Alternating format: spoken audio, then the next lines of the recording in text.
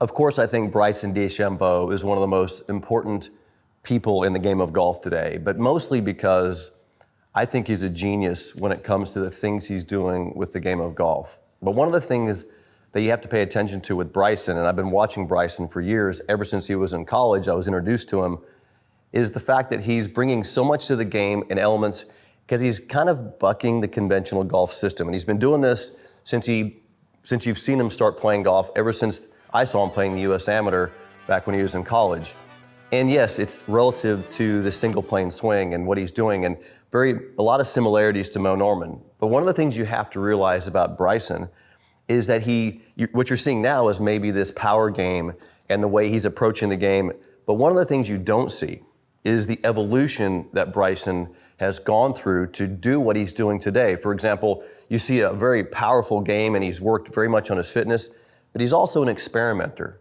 He also tries various things. He tries different things in his swing motion. He's always tinkering, and I don't think there's anything wrong with that. Look, there is a specific set of principles and fundamentals that I think is very important to follow to simplify your golf game. I think it needs to start with absolute consistency. You need to start with good mechanics, and we're going to talk about that. But then you can add elements to it. You can add power elements, and you can do the things that I believe is exactly what Bryson DeChambeau is teaching us as he continues to evolve as what I believe one of the best players in the game. So today we're going to get on the range, and I want to walk you through the things you may be missing about Bryson and his evolution as a great player. When it comes to Bryson's golf swing, there's so many things I like, and there's so many things I like to listen to him about. I actually spend my time, and I do like to see his discussions and listen to his discussions about the way he views the golf swing. I think he really brings some elements to the game and to what he's doing in his own game that are allowing him to be as good as he is, and not only just as good as he is now, but actually evolve into even a better player. And I think we have to look back at a couple of things. One of the things being that he didn't start where he's at right now. And when I was first introduced to Bryson and saw his golf swing back when he was in college, it was different than today. You might say it's radically different, but it's really not. But he was more focused on swing plane and the single plane swing and where the club was through the motion of the swing and building consistency. It's not that it was a short hitter at all by any means, but his swing was very efficient and consistent. And that's where he started. And then as you've seen him progress as a player on tour, he got out on tour and he realized, hey, power is such an important part of the game. And you saw him evolve even further into adding more power to his game. And then you've seen more into the power side. Then he took that to the extreme. I think he wanted to test himself on the power he could achieve, which I think is amazing that there's an evolution here of a player that's evolving himself. But you don't do that he didn't have the answers. He's searching for answers. He's experimenting. He's trying things. And sometimes we get involved in experimentation and we see him as not playing well and he's getting frustrated. But he's in the experimentation mode. You have to, the trial and error process of this. So the question is, what can we learn from Bryson? What can we learn from his evolution as a player? And I think there's a heck of a lot to learn here. Just like when I spent time with Mo and he helped me evolve and learn what I needed to know, there's more evolution to be done. And the point of this video today, part of it, is I want it to be okay to experiment. I want it to be okay to try new things. I want it to be okay to develop. But I have some rules and some limits, right? There's some things we must get in place before we can take that too far. Because if you do look at Bryson's evolution, he didn't start with power. And this is my point today too, is that he didn't start swinging as hard as he could and then try to figure it out. He built a fundamentally solid single plane golf swing and then added power to it. That's an important lesson for us as far as the evolution of this. You can add speed to good mechanics. It's very hard to add speed to bad mechanics. That's a point I've seen with Bryson.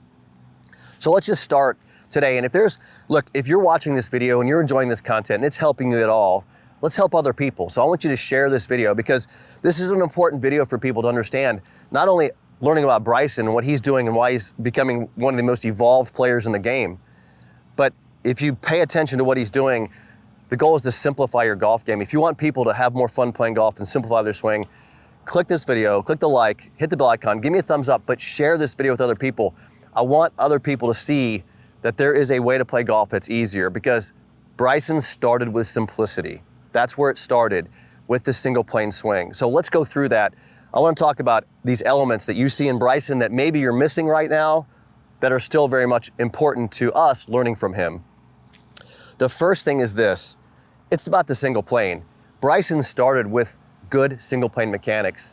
I want to go through what those are, the way I view those mechanics relative to maybe bridging a gap between Bryson and Mo Norman, because I learned it from Mo long before Bryson was around.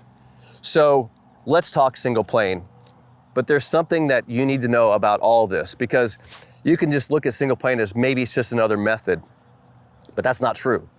Because what Bryson has figured out with the single plane is that it's about simplicity. But you got to ask the question, what the heck is simplicity, right? What is it? And just think about it. Ask yourself the question, what does simplicity mean? Well, let's take that term simplicity and let's add it to, can we move the body into its range of motion limits? Okay, so now we're gonna add those two things together. I want a simple golf swing, which means makes it easier to return to impact consistently. I want to be able to go to impact in this consistent basis over and over again, build consistency into the most important moment. But I want to do, how's that occurring? Is there a way to use my body in a way that hits its range of motion's limits, right? So, you know, I talk about this stuff quite a bit, but this is where Bryson's bringing his genius to the game, because he's figuring this stuff out with us and for us. Mo figured it out intuitively. If you look at Mo's golf swing, he figured this stuff out. Less moving parts, less rotation, all those things that Bryson figured, or that Mo figured out. Now Bryson is able to talk about it because he adds the science to it. So how do you add, and here we go, how do you add simplicity to the body's range of motion and science? How do you add these things together? And this is where Bryson comes in, because this is what's happening. And it's where the single plane swing shines above all methodologies, because it's adding those three things together. Now, I'm not taking away that other players don't hit the ball well. I'm not taking away that other players don't play great. I would never say that. Bryson doesn't play perfect all the time, but he's bringing that simplicity element to the game, which you can learn from. And here it is. The single plane swing is a combination of the body's range of motion limitations, range limits, with positions of the body that allow us to, when I hit those positions, simplify getting to impact. That was kind of that was a mouthful, right? So it's basically taking the body, this is a machine, and this machine is now, I'm gonna put it in certain positions that make it so I can't really make a mistake, where it's reaching certain limits. And I do this all the time. We'll experiment here for a minute. If you want to become, if you're struggling with your golf game and you're frustrated with trying to figure this out, it's because you haven't got the positions correct that limits the body's range of motion. The body has range limits. Look at when I'm standing like this, my position of my body allows my arm to have this much range. See that? Quite a bit, right? If I start changing things, if I move this and don't let this upper part move, it changes how far that can actually go. And if I tilt even more, it even limits it more. So tilt brings this up, it limits this, and this gets a limit to it. So when I start changing positions of my body, I start getting different ranges, which means the golf swing is nothing but a bunch of positions, my body putting in positions that's creating limits. So if I put my body in the correct structure and positions, I can then make a repetitive range of motion limit. And if I put a club involved in here, I can get that face to be square every single time. And this is going on throughout the body. Talk about lower body stability. Foot position, very important, because foot position either creates too much range or limits range. So there's correct foot position. And then you look at upper body position and you see the tilt of the body, but more importantly, or as importantly, you're seeing this ulnar deviated lead arm and the flexion of the lead shoulder. This flexion and ulnar deviation is putting this into a limit. See, my shoulder gets put into a limit. That's why if I lower this, it's a different range. If I lift it, it's in a different range. So I'm tilting and lifting the arm in front like that, and it puts this internal, and it gives me a range of motion limit that gets created. Now look at my trail arm, it's more on the underside. So it's also in a non-rotational direction. So by positioning my body, I'm putting it into range of motion limits. And if I put a club involved in that, now it makes it easier to hit those limits. And if you watch me tap this ball, square of face. So it's allowing me to do this. If I change any of these angles, it allows me to go further, make it more difficult to get the impact. That's the first thing I want you to understand about what's happening with Bryson is this single plane. And you see alignment of the lead arm, hand and ulnar deviation, which is that limit, trail hand non-rotational. On the golf club, notice my lead arm above the trail arm. Notice the alignment of the club and the arm together. There's that single plane, because now what I've done is when I put that club on its plane, this is the way it's designed, I put this club on its plane, not down here like you're seeing everybody else do, not some variation, that's all variation to getting to impact. I put it on the impact plane, and now when I come down, see my body? I can stay in my same relationship. I don't have to lift. I don't have to, do all these things you see go on, lift my feet, spin out my body. I can now provide less movement, less rotation. In Bryson's swing, when you saw him when he was younger, this is what you saw. You saw him in a very consistent plane, and he worked on this consistency because the body was moving less, and he could deliver this club on that single plane back and down, just like Mo figured out in some intuitive way, get the club to impact. So understanding there's a simple way to set up, placing the club on its plane, creating a swing plane around the body, the way it's designed, and you have now a single plane swing. Watch my trail foot will stay down, right, on the ground.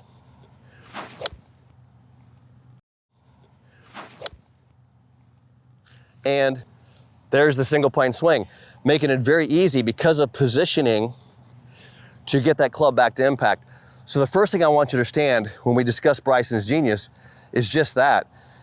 It's the fact that he simplified the movement and the position he was starting from in his swing. The second thing I want you to understand about Bryson in this conversation about how he evolved is that he worked on the positions of the swing before he got to the speed part. In other words, you look at his golf swing when he was younger, it was very structured for the plane. And everything he was doing was about consistency and getting that club to travel in a path around his body that made it consistently getting to impact, which is the single plane swing. That's the next thing. Is so positions matter. The way I teach positions, and I do a class every month on this, is I'm always teaching people to obviously have the address and grip position and then learn how you move into the correct positions around the body, right? So how to move in the correct positions around the body, and then you're learning the range of motion limits that you've been created. For example, from here, looking around my trail leg, okay, bracing around that leg, that's an important limit I'm creating. My forward bend and side bend create a rotational limit. Stability, now I'm creating another limit. As I come down, another limit. Impact, this is a limit because I can't go further than that. I can try, but I can't. That's why I like to keep this heel on the ground, even if it's rolled in. And then look at my tilt, limits my release, and limits shoulder rotation. So there's a limit there. And then finish, very much a limit all the way through here. So all those things Bryson developed when he was younger. Mo developed when he was younger. These things are developed and learned, but it doesn't start with speed. He didn't run out there and start hitting a bunch of balls and say, okay, I'll figure this out. Positions came first. Range of motion limitations came first. Learning the positions that create range of motion limitations comes first. Then you add sequence to it. So now you see Bryson, and he worked on repeating a sequence. The sequence of events now, you get rid of some of these positions, and now you have a sequence of events. Right? Now you have a sequence, and you can now start seeing this sequence,